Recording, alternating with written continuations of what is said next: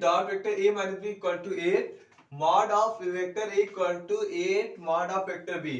Find करना है mod of vector a and mod of vector b find करना है। तो फाइंड करना, देखिए डॉट है, तो लिखेंगे vector A dot vector A, तो vector A dot vector A, फिर minus vector A dot vector B, फिर plus vector B dot vector A, फिर plus minus minus vector B dot vector B equal to 8। देखिए dot है और दोनों same है, तो इनको लिखेंगे मॉड ऑफ वेक्टर ए का होल स्क्वायर।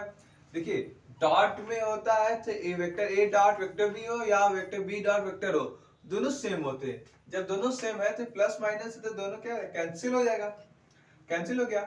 इसको लिखेंगे mod of vector B square equal to 8।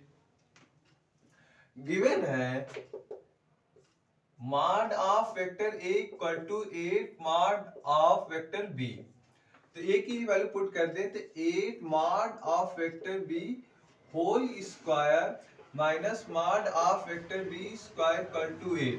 तो 8 का स्क्वायर हो जाएगा 64 mod of vector B minus mod of vector B का स्क्वायर इक्वल टू 8।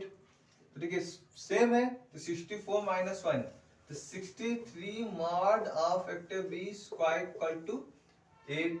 तो mod of vector B equal to 8 multiply है तो डिवाइड में हो जाएगा, स्क्वायर लाएंगे तो हो जाएगा mod of vector B equal to under root 8 by under root 63। तो बी का निकल गया। अब ए की वैल्यू फाइंड करते हैं, तो ए में गिवन है तो mod of vector A equal to 8 mod of vector B, तो बी की वैल्यू पुट कर दे तो ये हो जाएगा 8 under root 8 by under root 63। ये फाइंड हो गया मॉड ऑफ वेक्टर ए की वैल्यू।